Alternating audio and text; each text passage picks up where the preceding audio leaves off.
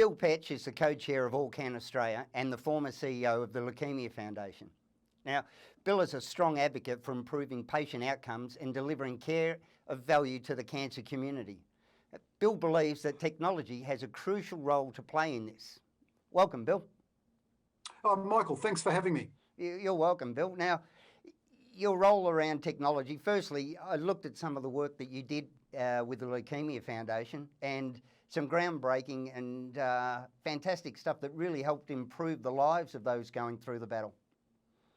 Absolutely, and that's what really kicked off my my passion around access and improving navigation for cancer patients.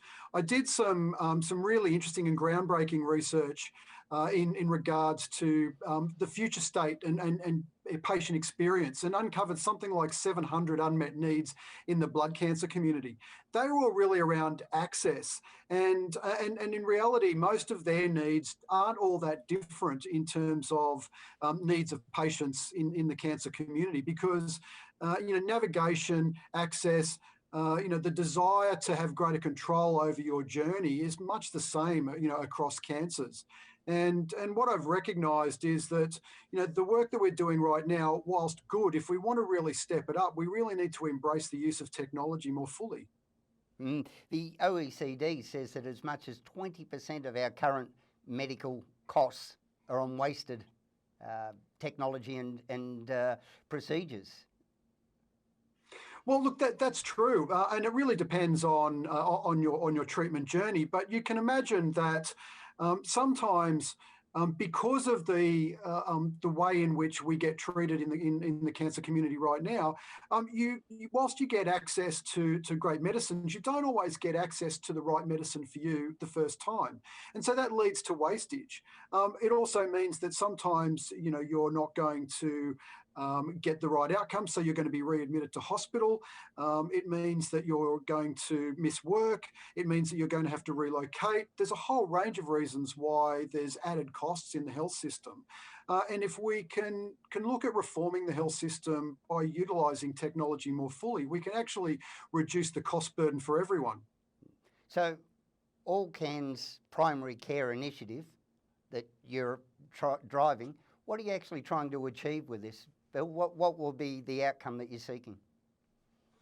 Well, there's a number of things, because technology can do things at different levels within cancer treatment. So there's two ways you can look at the use of technology. One is improving effectiveness and improving efficiency. The other way is improving access and improving control and choice.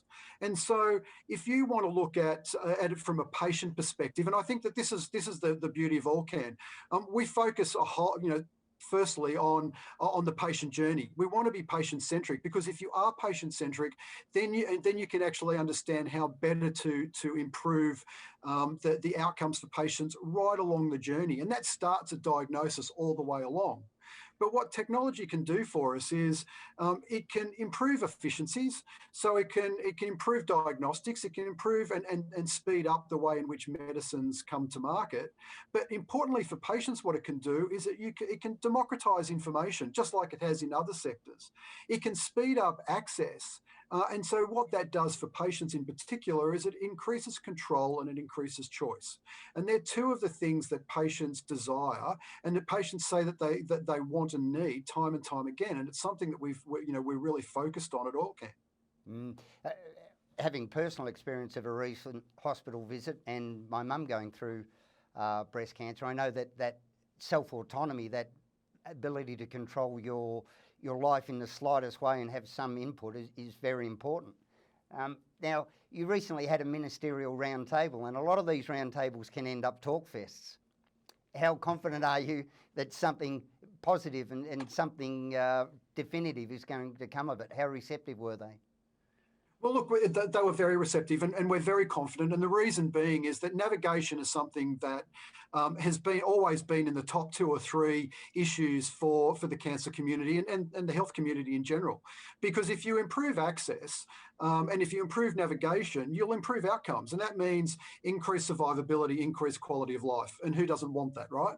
So the reason we're confident this time is that the work that we've done, the evidence that we've gathered points very clearly at what the need is. And what the need is a pan-tumour approach to cancer navigation. And that means that regardless of the kind of cancer that you've got, that you have the same equity of access to treatment, you have the same equity of access to understanding information, you have the same equity of access to therapies, to support. And that's what's really critical. And so because you're taking a pan-tumour approach, it recognises that everyone is equal in that journey and everyone is going to get access in the same way. The other thing that we've done, which is really critically important, is we've done the health economics research, not just the patient research. So we know what patients want, and it's not just Allcan. The work that I did at the Leukemia Foundation also backs that up, and that is patients want access to information, they want access to treatment, and they want access to support, and they want it when they want it, not when we want to give it to them. So not when the system says it's time, it's when the patient says that's when I want it and when I need it. And the health economics research that we've done clearly demonstrates that if you can provide this kind of support at diagnosis, you will save significant money. And I'm talking about, hundreds of millions of dollars, over the next few years. You will save that money in the system. And so by saving that money, you're not only improving access to patients, you're enabling that money to go back into the system to improve access to new therapies. Yeah, I can imagine, Bill. I've had sleepless nights lying awake at 2 o'clock in the morning wishing that I could do some valid and reasonable research on my situation and having to wait that 3 weeks before you get back in to see the doctor. So while we have the concept of informed consent, the first part is informed, and that sounds exactly where you're going with this. Am I right in that? Look, absolutely, because it puts control back in the patient's hands. And that's not to say that it's taken out of the clinician's hands. It means that the patient and the clinician can have a more informed discussion about their treatment and about their journey. And you're not making assumptions. And I think that the really important thing is that you're collecting data in real time that's going to be relevant to understanding what the patient's needs are. One of the critical problems and issues that we've got at the moment is around data collection, and millions or hundreds of millions of dollars are being spent around the world on how you can improve data collection in healthcare, because data collection is going to inform you around how you resource things better, how you improve policy.